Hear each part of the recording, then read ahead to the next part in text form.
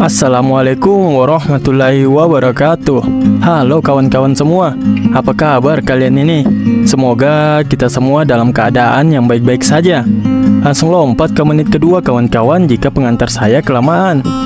Bertemu lagi nih dengan saya Nara di channel Ewako 13. Semoga hari ini kita lebih baik dari hari kemarin.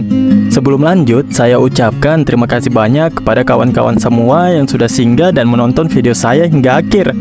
Tak lupa pula saya ucapkan maaf jika tidak menarik. Silakan kawan-kawan kritik dan juga dislike jika memang tidak suka. Baiklah kawan-kawan, waktunya kita lanjut ke ceritanya.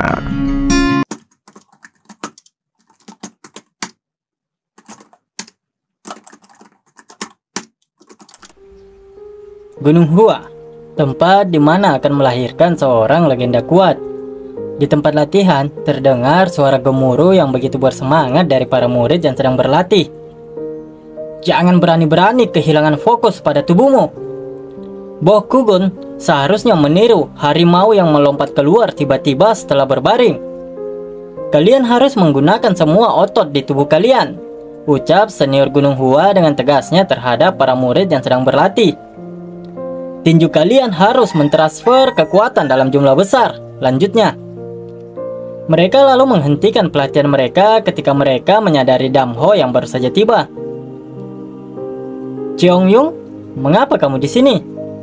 Kamu tidak akan datang ke sini untuk menyambutku yang merupakan kakak seniormu, kan? Ucapnya menyapa Damho. Entah Cheongyung itu julukan, nama alias, atau apa ya kawan-kawannya. Tapi kita sebutnya tetap Damho. Kalau kedepannya Mimin tersilap dan menggunakan nama Cheongyun, mohon dimengerti ya kawan-kawan. Aku sedang dalam perjalanan ke istana Yongbo, ucap Damho. Kamu bekerja cukup keras. Aku yakin itu tidak mudah. Jika kamu terus bekerja keras seperti itu, kamu suatu hari nanti akan dapat mengatasi batasanmu, ucap senior yang memiliki luka di alisnya hingga di area bawah matanya. Kedepannya, jika namanya belum diketahui, kita sebut dia sebagai Semaluk, senior mata luka. Saudara, aku akan pergi sekarang, ucap Damho. Sungguh pria yang menyedihkan, ucap Semaluk. Murid pertama Damho, ucap salah satu murid yang berlatih itu. Para murid itu tentu saja merendahkan dan memandang sebelah mata si Damho. Apakah pria lumpuh itu adalah murid pertama? Bisakah bajingan seperti dia melakukan seni bela diri dengan benar, ucap mereka. Siapa yang berbicara di tengah pelatihan? Kembali ke posisi kalian, bentak Semulak pada para murid itu. Gunung Hua menandakan bahwa setiap orang di dalamnya adalah satu. Tapi, sepertinya Damho satu-satunya di tempat ini yang menyadari bahwa itu hanya omong kosong. Pikiran macam apa yang aku miliki saat ini? Aku akan fokus. Pokoknya aku harus fokus. Aku hanya perlu mengikuti jalan ninjaku sendiri, ucap Damho. Damho, siapa seorang murid senior yang bertugas menjaga istana Yongbo, menyambut kedatangan Damho yang telah tiba di istana tersebut. Aku harus mengakui kegigihan yang kamu miliki. Silahkan masuk. Lanjutnya yang mempersilahkan Damho untuk masuk. Beri jalan. Itu murid pertama, Damho, ucapnya kepada murid lain agar membiarkan Damho masuk. Damho berterima kasih dan tidak mengatakan apapun lagi sembari berjalan masuk ke dalam istana Yongbo. Perlu diketahui pula bahwa istana Yongbo di mana buku-buku seni bela diri Gunung Hua disimpan hanya dapat diakses oleh murid pertama, yaitu Damho. Damho lalu mencari teknik yang cocok untuk dia pelajari. Teknik Agung Gunung Hua. Tidak cocok untuk kaki yang jelek ini, ucapnya. Dia lalu meraih sebuah buku yang berisikan teknik Jukitsu. Teknik ini merupakan fondasi dasar dari semua seni bela diri Gunung Hua bersama dengan dua teknik lainnya, yaitu Bukok Buon dan juga Yukapong. Dikatakan bahwa ada seorang Taois yang mampu membelah batu besar menjadi dua bagian hanya dengan menggunakan jukitsu. Namun sekarang dianggap sebagai seni bela diri pengantar. Damho telah mempraktekkan gerakan sederhana itu selama bertahun-tahun. Damho lalu mempraktekkan ketiga jurus itu. Hup, hup, hup. Dia bergumam, Yukap Guan, Buko Guan, Jukitsu. Bagi yang lain itu hal yang sepele, tapi bagiku hanya itu yang bisa kumiliki. Murid yang berjaga di luar tadi lalu berkata, sialan, aku bahkan tidak bisa menjelajahi istana Yongbo karena fakta bahwa aku bukan murid pertama. Tapi pelatihan bajingan yang dipanggil murid pertama itu, dia melakukan sesuatu yang dilakukan oleh murid luar, ucapnya yang begitu geram. Tidak ada lagi yang bisa dia lakukan karena kakinya seperti itu, ucap murid yang menyapa Damho sebelumnya. Itulah mengapa aku mengatakan ini. Dia harusnya menyadari batasannya lebih cepat, lanjut murid satunya yang terlihat begitu benci terhadap Damho. Shin lalu memperlihatkan Damho yang kini akan pulang ke kediamannya. Di sana terdapat pula murid lainnya. Salah satu murid itu lalu menyapa Damho. Apakah kamu telah kembali dari istana Yongbo hari ini juga? Tanya murid yang bernama Mo Kyung. Kamu bekerja dengan keras, ucap Mo Kyung. Saudara senior, sudah lama tidak bertemu. Yah, sudah lama Damho, balas Han So-yu. Mo Kyung lalu menanyakan kabar Hyunso dan dijawab oleh Damho bahwa dia baik-baik saja. Sungguh melegakan, aku harus pergi dan berkunjung sesekali. Tetapi sepertinya aku tidak punya waktu untuk melakukannya, ucap Mo Kyung.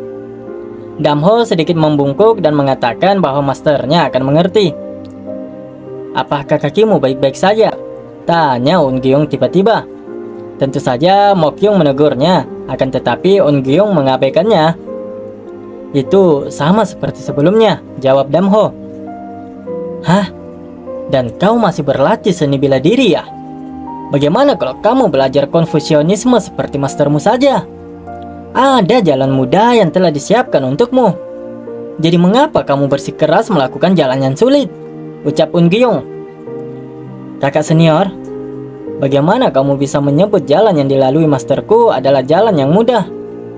Jika jalan itu mudah, kamu pasti berhenti berlatih seni bela diri dan mengikutinya, ucap Damho yang membuat Un Gyung marah dan mencengkram baju dari Damho. Saudara Un Gyung, ucap Han So-yu. Apakah yang aku katakan salah? Ucap Damho. Kau sialan, geram si Un Gyung itu kawan-kawan. Mo Kyung lalu membentak Un Gyung dan menyuruhnya untuk berhenti. Tidakkah ada yang sebodoh membuang-buang waktumu dengan sia-sia? Ingatlah kata-kataku ini, ucapnya yang sebenarnya tidak membenci Damho dan hanya ingin menasihati dan memberinya saran. Hanya saja cara yang dilakukan itu terlihat kasar dan keras. Aku akan mengukir nasihatmu jauh dalam tulangku, ucap Damho. Saudara, jangan ambil hati kata-kata Un Gyung, oke?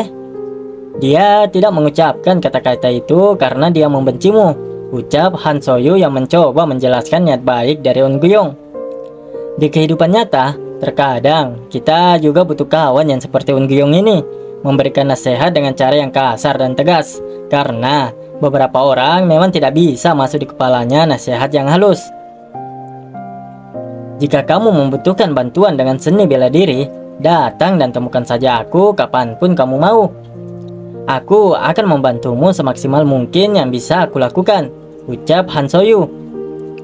Damho lalu membungkuk dan mengatakan kalau dia akan kembali sekarang. Para senior itu lalu menyuruhnya kembali sekarang dan berhati-hati di jalan. Un Gyung, setiap kali kamu berbicara, rasa hormatnya kepada kita juga turun, ucap Mo Kyung dan diiyakan oleh Han So-yu. Bahkan jika kamu tidak menggertaknya, menurutmu seberapa besar rasa sakit yang dia rasakan di dalam hatinya karena kakinya yang cacat itu? Lanjut Mo Kyung. Apa yang dibutuhkan Damho bukanlah jaminan dan dorongan, melainkan nasihat dingin yang realistis. Bantah Eun-gyung yang menurutnya itulah yang diperlukan oleh Damho untuk saat ini. Sejujurnya, seberapa tinggi kemungkinan Damho berhasil belajar seni bela diri dengan benar? Seorang seniman bela diri yang tidak dapat mempelajari gerak kaki dengan baik tidak akan dapat melakukan setengah dari segalanya. Dari kejauhan, terlihat ada Hyun-soo yang memperhatikan Damho. Dia tertawa dan memuji keteguhan hati Damho. Menurutnya, keinginan Damho dibangun dari batu. Hyun-soo lalu bergumam, "Pada satu titik, aku ingin kamu mengikuti jejakku dan menjadi seorang Taois ilmiah. Tapi, sepertinya sekarang aku harus meninggalkan visi itu." Saat ini, pengarang lalu membawa kita bertamu ke tempat tinggal Hyun-soo. "Terima kasih atas makanannya," ucap Damho. "Aku hidup dalam kemewahan juga berkatmu," balas sang master. Damho membantah perkataan masternya. Menurutnya ini memanglah sesuatu yang jelas harus dia lakukan sebagai seorang murid. Bagaimanapun, jika bukan karena Hyun-soo, Damho bukan hanya tidak akan ada di tempat ini, bahkan mungkin dia sudah mati sejak 5 tahun yang lalu. Hyun-soo Jin-in bukan hanya master untuk Damho, tetapi lebih dekat sebagai orang tua bagi Damho. "Oh, anakku, apakah kamu ingin menguasai seni bela diri sebanyak itu?" tanya sang master. Tentu saja pertanyaan itu diiakan oleh Damho. "Kamu tahu siapa masterku, bukan?" "Itu Cheon Gonja tua, kan?" jawab Damho. "Benar. Orang yang dulu disebut yang terkuat di Gunung Hua, Cheon Gonja, adalah masterku. Meskipun dia telah menjadi sosok legendaris sekarang, Sekte Gunung Hua dapat mencapai masa kejayaannya semua berkat dia. Masterku adalah seseorang yang seperti langit dan matahari sendiri. Dan di sisi lain, aku adalah orang yang tidak berbakat. Seseorang sepertiku adalah murid yang jenius. Tentu saja, ada banyak pembicaraan tentang itu di dalam Sekte Gunung Hua juga," ucap Hyun-soo panjang lebar tentang masa lalunya. Dia bertanya pada Damho, apakah Damho tidak penasaran mengapa masternya memilihnya dan tidak memilih orang yang berbakat lainnya. Tentu saja Damho ingin mengetahui alasannya. Masterku berkata, apa yang dibutuhkan Gunung Hua bukanlah seseorang yang kuat dalam seni bela diri, tetapi seseorang yang memiliki hati yang kuat, ucap Hyun-soo. Seseorang dengan hati yang kuat, gumam Damho. Dia menginginkan seseorang yang bisa mewariskan kemauan dan nilai Gunung Hua kepada generasi berikutnya. Dan dia ingin aku menjadi orang itu. Sejak itu, aku melepaskan pedang dan mengejar jalan seorang murid sebagai penggantinya. Mendengar semua kalimat yang diucapkan oleh Hyun-soo membuat Damho merasa bersalah. Dia meminta maaf karena tidak bisa mengikuti kata-kata masternya, meskipun dia memahaminya. Hyun-soo memberikan pengertian kepada Damho dan menyuruhnya untuk tidak merasa kesal serta bersalah. Hyun-soo mengatakan bahwa murid seperti dirinya tidak hanya mempelajari kitab suci Taoisme. Dalam keadaan darurat, mereka juga harus menghafal semua seni bela diri yang diajarkan di Gunung Hua. Tentu saja itu membuat Damho bertanya-tanya, apakah benar mereka semua dan dibenarkan oleh Hyun-soo? Para master telah memberikan Hyun-soo pembelajaran yang baik untuk seni bela diri, meskipun tubuhnya tidak mampu mengikutinya. Tapi karena itu pula dia menemukan sebuah buku tanpa disengaja. Buku itu adalah teknik kultivasi surgawi. Itu adalah teknik kultivasi yang dibuat oleh Sekte Gunung Hua pada awalnya, ketika mereka masih menguasai Gunung Hua. Seni bela diri dari Sekte Gunung Hua selalu berubah-ubah. Dengan kaki Damho yang seperti itu, tidak akan mudah untuk menguasainya. "Apakah kamu menyadarinya?" tanya Hyun-soo. Tentu saja Damho menyadari hal tersebut, akan tetapi dia tidak pernah berniat untuk menyerah. Hyun-soo mempercayai Damho, meskipun Damho mungkin telah mengembangkan kekuatan fisik dengan mendaki Gunung Hua, akan tetapi kibatinnya pastilah masih lemah. Hyun-soo lalu memberikan buku tersebut kepada Damho. Damho tentu saja menerimanya dan membungkukkan badannya berterima kasih kepada sang master. Buku ini berisi apa yang diajarkan Sekte Gunung Hua di masa lalu. Jika kamu tidak dapat menemukan apa yang kamu cari di Gunung Hua saat ini, maka temukan di Gunung Hua di masa lalu, ucap Hyunso dengan penuh semangat dan memotivasi sang murid dan sekaligus merupakan putra angkatnya. Terlihat Damho yang saat ini mencoba untuk melatih ki batinnya. Seperti yang dikatakan masterku, otot-ototku berkembang dengan baik sebagai hasil dari mendaki Gunung Hua berulang kali. Tapi ki batinku memanglah lemah. Seperti pentingnya judulnya, teknik ini akan membantuku untuk meningkatkan ki batinku, gumam Damho. Shin lalu memperlihatkan dua orang murid yang sedang membicarakan Damho. Salah satu murid itu adalah Han Soyu. Dia bertanya-tanya apakah ada sesuatu yang terjadi pada Damho. Dia selalu mendaki Gunung Hua, tapi aku tidak melihatnya kali ini. Tidak ada yang akan memberitahunya tentang kepergian Master Hyungum, ucap murid wanita itu. Maka aku harus pergi mencari dia, ucap murid laki-laki itu. Aku yakin Damho akan senang jika kamu melakukan itu, Wonyul, ucap Han Soyu. Kembali ke kediaman Hyunsu, terlihat Damho yang sepertinya begitu kelelahan. Ada pula Hyunsu yang sepertinya baru saja menyelesaikan membaca buku dan langsung pergi mengecek keadaan Damho. Dia lalu masuk ke kamar Damho secara perlahan agar tidak membangunkan Damho. Hanya ini yang bisa kulakukan untukmu, Damho, ucapnya sembari memijat kaki muridnya itu. Keesokan harinya, Damho kembali berlatih meningkatkan ki-nya. Kali ini dia berlatih di bawah kuatnya tekanan air terjun yang begitu deras. Tubuh Damho selalu terasa segar meskipun sehari sebelumnya terasa begitu sakit. Master pasti telah melonggarkan pembuluh darah kiku lagi, gumam Damho. Tidak lama kemudian, Won Yul juga berhasil menemukan Damho yang sedang berlatih. Won Yul, apa yang membawamu kemari? Tanya Damho. Lama tidak bertemu saudara Damho, balasnya. Won Yul memperhatikan kaki dari Damho dan bergumam, si kaki pincang ini adalah seniorku. Aku tidak akan bisa menerimanya. Dia murid kelas 1 karena dia beruntung. Semuanya menyebutnya anjing kampung yang goyah di Sekte Gunung Hua, seekor anjing yang tidak bisa lari. Won Yul lalu menyampaikan kalau mereka ingin Damho segera kembali ke Istana Jinmo. Istana Jinmo ya, ucap Damho. Namun pada saat Won Yul memperhatikan mata Damho, betapa ketakutannya dia. Mata yang benar-benar hitam pekat, serta begitu menyeramkan, pikir Won Yul.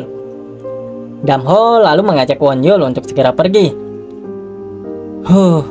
Apakah pikiranku hanya mempermainkanku? Tanya Won Yul di benaknya. Dia lalu menghardik di dalam hatinya ketika melihat Damho yang berjalan begitu cepat dengan kaki yang pincang itu. Bahkan dia sendiri tidak bisa mengikuti kecepatan berjalan Damho. Won Yul berpikir karena Damho merupakan murid kelas 1, Damho pasti telah mempelajari beberapa teknik gerakan khusus. Tidak lama kemudian, sampailah mereka ke Istana Jinmo, yang mana istana ini merupakan simbol kekuatan Sekte Gunung Hua. Para murid lalu berbisik-bisik merendahkan dan membuli Damho. Menurut mereka, Damho tidak pantas ada di sini. Mengapa dia bisa di sini? Salah satu murid itu berkata bahwa memang Damho memiliki hak karena statusnya sebagai murid kelas 1. Murid itu berkata, apakah Damho benar-benar berencana untuk berpartisipasi dengan kakinya yang lemas?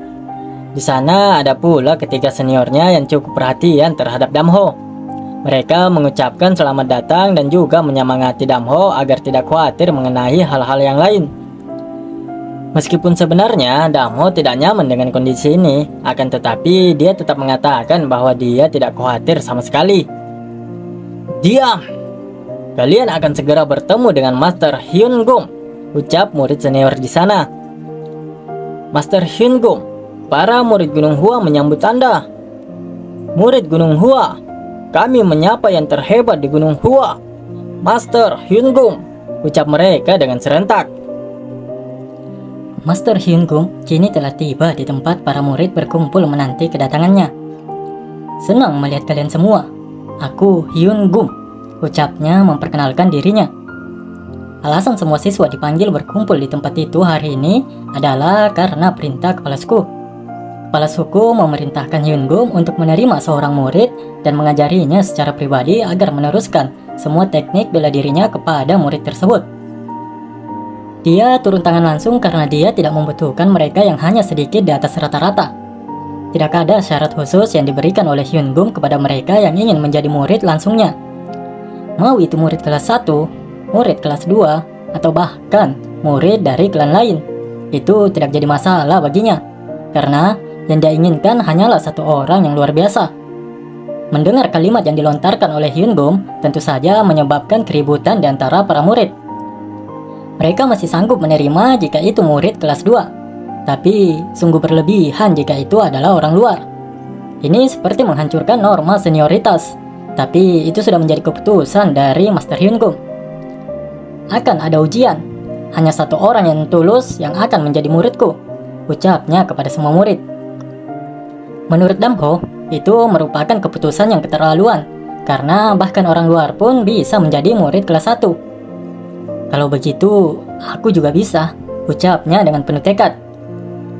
Mukyung lalu maju memperkenalkan dirinya di hadapan Master Hyungum.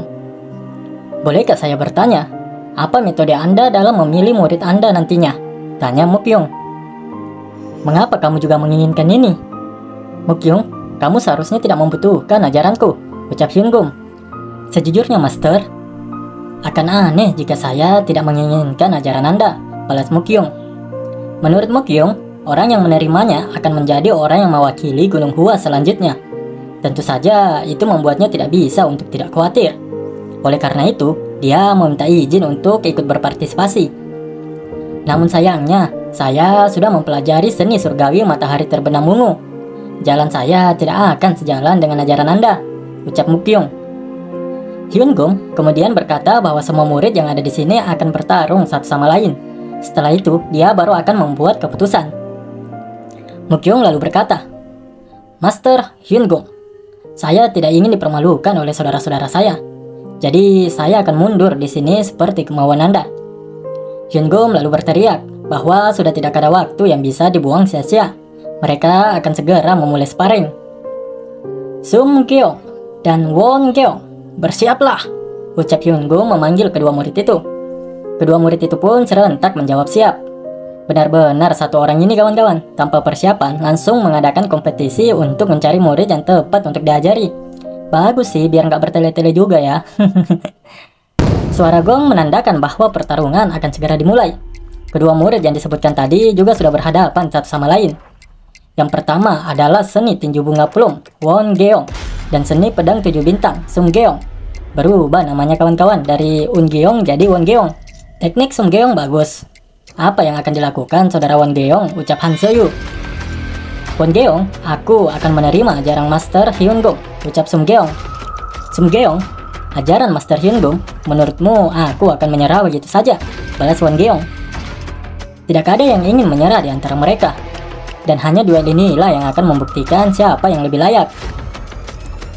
Seni pedang 7 bintang Sum Geong sangat cepat. Won Geong harus menyelesaikan ini secepatnya. Won Geong, jangan membenciku karena ini, teriaknya sembari melompat dan mengayungkan tongkatnya. Itu merupakan teknik 7 bintang milik Sum Geong, tapi Won Geong masih mampu menghindar dan melayangkan serangan balasan. Seperti yang diharapkan dari Sum Geong, kekuatan sebesar ini berasal dari pedang kayu, gumamnya di dalam hati. Saling jual beli serangan kedua orang ini, namun belum ada satupun di antara keduanya yang mampu mendaratkan serangan mereka terhadap lawannya. Hingga akhirnya, Won Geong menemukan sebuah celah untuk menyerang Sum Geong. Tinju yang begitu kuat itu hampir saja menghancurkan wajah dari Sum Geong, namun dia masih mampu untuk menghindar. Apakah Won Geong selalu secepat ini? Gumam Sum Geong yang mulai kerepotan menghadapi Won Geong. Masih begitu bersemangat dan energi kedua orang itu bertarung. Aku tidak bisa membiarkan Sum Geong menambah jarak. Seni kepalan bunga plumku unggul dari jarak dekat, gumam Won Geong yang dialah yang saat ini terpojok. Begitu sengit pertarungan di antara keduanya. Mundurlah Won Geong, kataku mundurlah, teriak Sum Geong dan bersiap menyerang Won Geong dengan kekuatan yang lebih besar lagi. Hancur tembok yang berada di belakang terkena serangan dari Sumgeong. Syukurnya serangan itu tidak mengenai Wongeong. Damho yang berada di pinggir lapangan lalu bergumam. Satu sisi perlu menutup jarak dan sisi lainnya harus menjauh. Aku perlu memperhatikan setiap gerakan dengan hati-hati. Aku selalu berlatih sendiri, jadi aku jarang mendapatkan kesempatan seperti ini. Jadi kamu benar-benar ingin ajarannya ya, ucap Sumgeong. Sumgeong tentu tidak ingin menyerah dan tidak akan menahan serangannya lagi. Berlari ke arah lawan mereka masing-masing kini. Terlihat keduanya yang mengeluarkan teknik andalannya masing-masing. Hati-hati, pedang kayuku tidak jauh berbeda dari pedang aslinya, ucap Sumgeong mengingatkan Wongeong.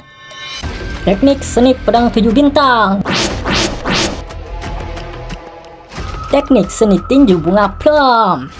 Keduanya mengeluarkan teknik andalan mereka saat ini kawan-kawan. Terlihat Ki yang terkumpul di telapak tangan Wongeong dan dialah akhirnya yang mampu mendaratkan tinjunya ke tubuh Sumgeong. Terlempar tentu si Sumgeong itu kawan-kawan, dan dipastikan seni tinju bunga plum Wongeong yang menang. Duel yang cukup seru dan luar biasa untuk pembukaan ujian ini. Luar biasa, ini membuat jantungku terpompa.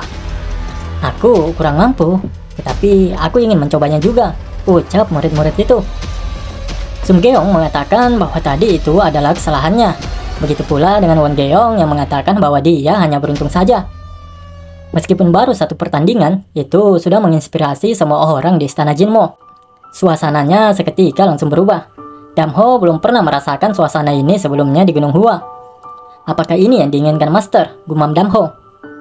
Hyungum menyadari kehadiran dari Damho dan menatapnya. Itu kamu. Anak laki-laki yang Hyunso bawa 5 tahun lalu. Meskipun hanya kekuatan dari tatapan Hyungum, itu sudah membuat Damho begitu tertekan. Kau tidak termasuk di sini, nak, ucap Hyungum dengan tatapan yang begitu mengintimidasi. Oke kawan-kawan, puasa-puasa gini ngerekam serak rasanya.